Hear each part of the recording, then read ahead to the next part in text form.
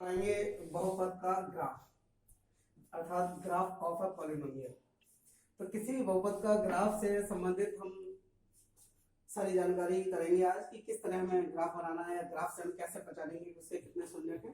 तो चलिए सबसे पहले हम पढ़ते हैं कि रैखिक बहुपद का ग्राफ एक सीधी रेखा होती है। यस, जो भी रैखिक बहुपद होता है आप जानते हो रैखिक बहुपद कैसा होता है। रैखिक बहुपद का जो मानक रूप होता है वो ax प्लस बी होता है। तो इसमें केवल एक घात होती है, यानी एक घात का जो बहुपद होता है वो रैखिक बहुपद कहलाता है। और रैखिक बहुपद का अगर हम ग्राफ बनाएंगे तो केवल हमें एक सीधी रेखा मिलेगी। और द्विघात बहुपद जिसकी घात दो होती है, अधिकतम घात दो होती है, वो द्विघात बहुपद होता है। और द्विघात बहुपद का जो ग्राफ होता है वो परवलयाकार होता है। अच्छा, परवलयाकार का मतलब किस टाइप का होता है? तो ये यू के आकार का होता है। ये ऊपर की तरफ भी खुल सकता है और नीचे की तरफ भी खुल सकता है। ये भी डिसाइड हो जाएगा कि कब ऊपर की तरफ खुलेगा और कब नीचे की तरफ खुलेगा। देखिए नंबर 3 पर हमने यही बताया है कि यदि द्विघात बहुपद जिसका मानक रूप होता है ax square plus bx plus c में यदि a का मान 0 से बड़ा हो, और a क्या है? a है x स्क्वायर का गुणांक, अर्थात हम ये कह सकते हैं कि x स्क्वायर का गुणांक 0 से बड़ा हो। और अर्थात ये भी कह सकते हैं कि 0 से बड़ा अर्थात धनात्मक हो। तो धनात्मक हो तब परवलय ऊपर की ओर खुलेगा, ऊपर की ओर।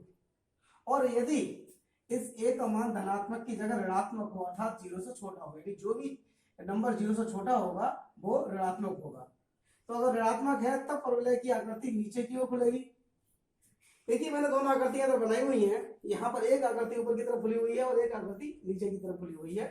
तो जब a का मान 0 से बड़ा होगा अर्थात पॉजिटिव होगा, धनात्मक होगा, तब ये वाला होगा ऊपर की तरफ खुलेगा।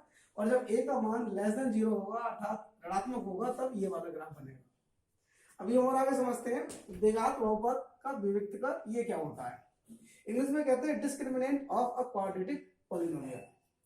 तो द्विघात बहुपद ax square plus bx plus c के विविक्त कर को हम d से प्रदर्शित करते हैं और इसका मान होता है b स्क्वायर माइनस 4ac, अर्थात d बराबर b स्क्वायर माइनस 4ac।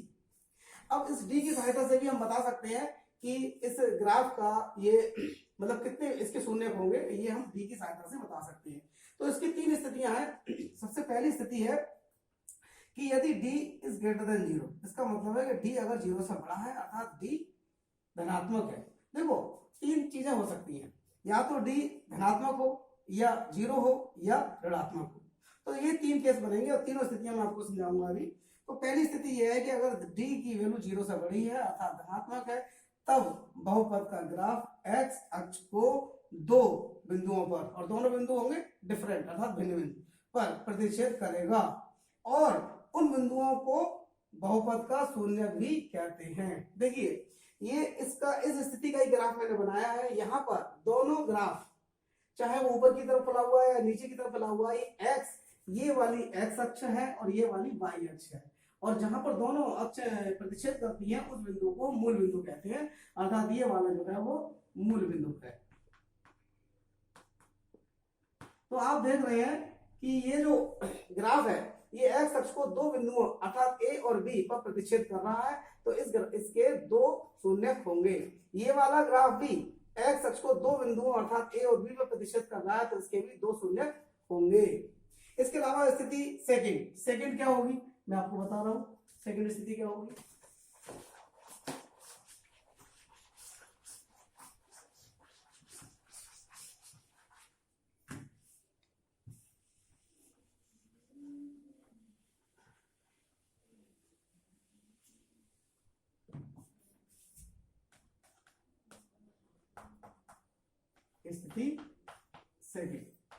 स्थिति सेकंड में मैं कहूंगा कि यदि d बराबर 0 हो तो उस केस में क्या होगा? तब बहुपद का ग्राफ x अक्ष पर दो बिंदुओं पर नहीं सिर्फ एक बिंदु पर स्पर्श करेगा। कैसे? देखिए मैं आपको ग्राफ बना के दिखाता हूं। ये ऊपर की तरफ भी हो सकता है,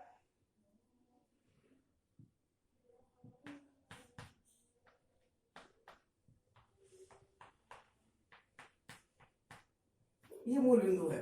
ये ग्राफ ऊपर की तरफ है बना हुआ और ये केवल एक बिंदु पर स्पर्श करता हुआ जा रहा है, या मैं इसको ग्राफ को मैं नीचे की तरफ भी बना सकता हूं।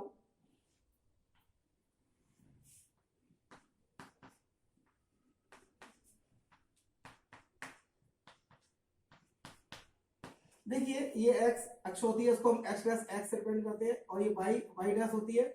इस ये दोनों अक्ष जहाँ पे प्रतिशत करती है उसको मूल बिंदु कहते हैं और उसको ओ से प्रदर्शित करते हैं। तो ये ऊपर की तरफ बनाया मैंने और ये नीचे की तरफ बनाया, और दोनों एक ही बिंदु को स्पर्श करते हुए बनाए हैं। तो जब डी का मान 0 होगा तब ग्राफ एक्स अक्ष को स्पर्श करता हुआ जाएगा, एक ही बिंदु को स्पर्श करेगा, अर्थात उस समय उसका केवल एक ही शून्य होगा। और आप समझ लीजिए कि जैसे भी मैंने बताया था कि अगर दर्शाता है तो 2 शून्य होते हैं, अर्थात इस केस में दोनों शून्य समान होंगे।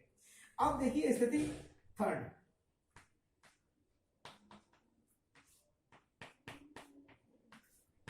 इसमें क्या है कि यदि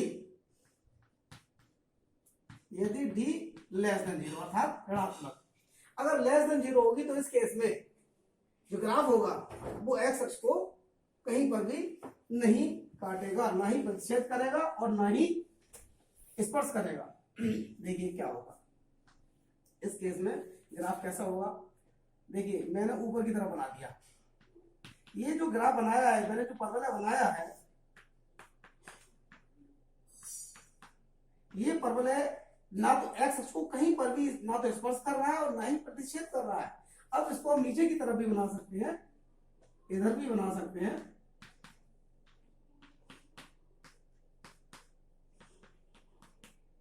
देखिए ये ग्राफ भी एक्स अक्ष को कहीं पर ना तो स्पर्श कर रहा है और ना ही प्रतिच्छेद कर रहा है।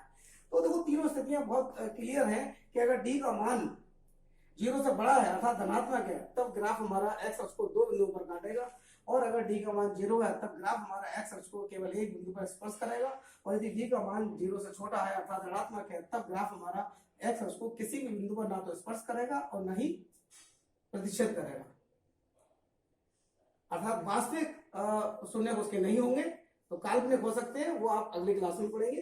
तो आप इस केस में कोई शून्य नहीं होगा, इस केस में एक शून्य होगा और पहले केस में 2 शून्य होगा।